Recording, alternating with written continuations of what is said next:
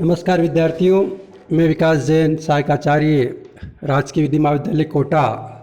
आप सभी का राजकीय विधि महाविद्यालय कोटा के यूट्यूब चैनल पर हार्दिक स्वागत अभिनंदन करता हूं। भारतीय साक्ष्य अधिनियम 1872 की इस यूट्यूब श्रृंखला में आप सबका स्वागत है। और आज हम बात करेंगे कि अन्य व्यक्तियों की राय कब सुसंगत होती है।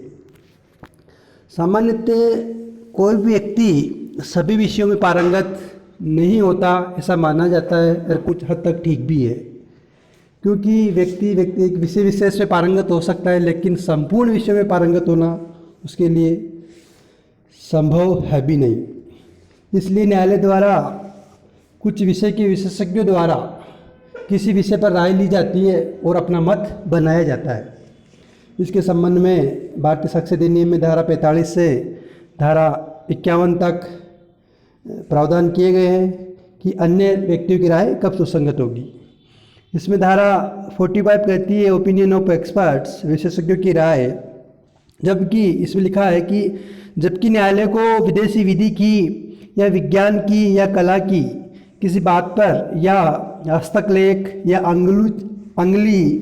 अंगुली चिन्हों की अन्यता के बारे में राय बनानी हो, तब उस बात पर ऐसी विदेशी विधि विज्ञान या कला में या हस्तकलेख में या अंगुली चिन्हों की अनन्यता के विषय प्रश्नों में विशेष कुशल व्यक्तियों की राय सुसंगत तथ्य है। ऐसे व्यक्ति विशेषज्ञ कहलाते हैं।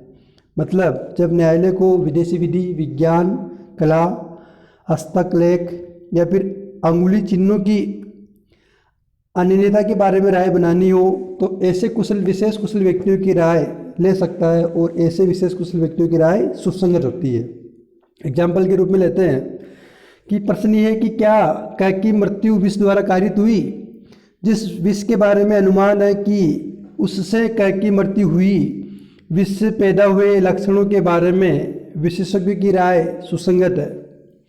प्रश्न ये है कि क्या अमुक दस्तावेज कै द्वारा लिखी गई थी। एक अन्य दस्तावेज पेश किया जाता है जिसका कै द्वारा लिखा जाना साबित है, स्वीकृत है। इन प्रश्न पर विशेषज्ञों की राय सुसंगत है कि क्या दोनों दस्तावेज एक ही व्यक्ति द्वारा या विभिन्न व्यक्तियों द्वारा लिखे गए थे।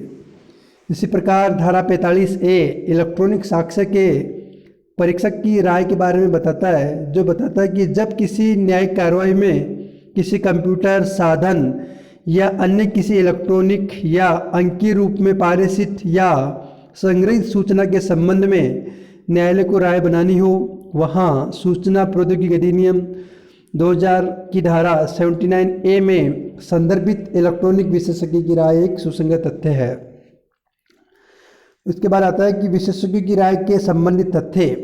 धारा 46 कहती है कि वे तथ्य जो अन्यथा सुसंगत नहीं है सुसंगत होते हैं यदि वे की रायों का समर्थन करते हैं या उनसे असंगत है, जबकि ऐसी राय सुसंगत है। एग्जाम्पल है, प्रश्न ये है कि क्या कै को अमुक विष दिया गया था। ये तथ्य सुसंगत है कि अन्य व्यक्तियों में भी जिन्हें वह विष दिया गया था अमुक लक्षण प्रकट हुए थे, जिनका उस विष के लक्षण होना विशेषज्ञ प्रतिज्ञात या प्रख्यात करता है। मतलब क्वेश्चन ये उठता है कि किसी व्यक्ति को कोई विशेष प्रकार का विष दिया गया था, तो उस विष देने के बाद जो लक्षण हुए उस व्यक्ति में, अन्य व्यक्तियों को भी वो विष देने के बाद वो लक्षण पैदा हुए, तो विशेषज्ञ द्वारा दी गई राय के इस विष देने पे ये लक्षण पैदा होंगे, वो राय सुसंगत है।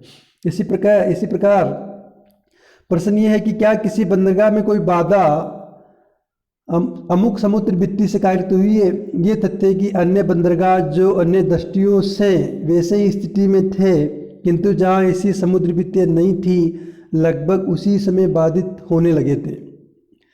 इस धारा के अंतर्गत विशेषज्ञ की राय सुसंगत होती है। विशेषज्ञ वो व्यक्ति है जिसने किसी भी विज्ञान कला व्यापार या व्यवसाय में विशेष ज्ञान कुशलता या अनुभव प्राप्त किया था।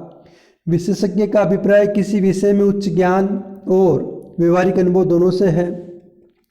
बात करते हैं विशेषज्ञ कौन होगा। विशेषज्ञ ऐसा व्यक्ति है जो किसी वैज्ञानिक विषय में विश्वसनीय ज्ञान या योग्यता रखने के कारण विशेष रूप से कुशल है।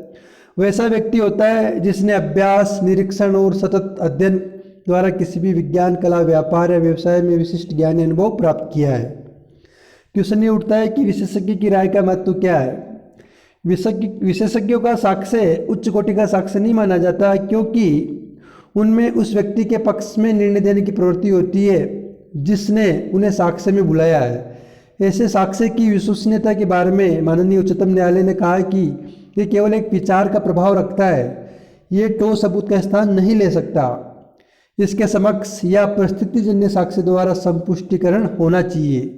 इसी तरह 1972 में एक मामला है अब्दुल रहमान बनाम स्टेट ऑफ मैसूर। इस मामले में सोने की शुद्धता के प्रश्न पर एक साधारण सुनार की राय को ग्राह्य की गई, यद्यपि उसके पुराने अनुभव को छोड़कर उसके पास कोई उपाधि नहीं थी। इसका मतलब ये है कि विशेषज्ञ होने के लिए किसी डिग्री की आवश्यकता नहीं है। अगर उसके पास लंबा अनुभव है तो उस व्यक्ति को भी विशेषज्ञ माना जा सकता है। उच्चतम न्यायालय ने कृष्णचंद्र देव के मामले में अभी निर्धारित किया कि विशेषज्ञ की बात किसी बात पर निर्णायक नहीं हो सकती।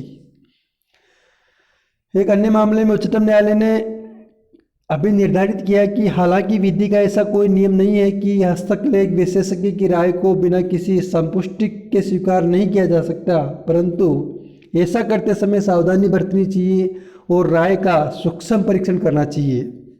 क्वेश्चन ये उठता है कि विशेषज्ञ की राय क्यों सुसंगत है। साक्षी कुछ परिस्थितियों में कृत्य करने के लिए न्यायाधीश की अपेक्षा अत्यधिक सक्षम होते हैं। व्यक्तियों या वस्तुओं की अनन्यता, हस्तलेख, दशा, आयु या सदृशता, मौसम के साधारण स्वरूप, व्यक्तियों के साधारण आचरण, मृत्यु के कारण, पागलपन, जहर के प्रभाव, वस्तु के मूल्य, विदेशी विधि, कला, हस्तलेख एवं अंगुली चिन्हों की अनुरूपता विषयक प्रश्नों में कुशल व्यक्तियों की राय सुसंगत होती है।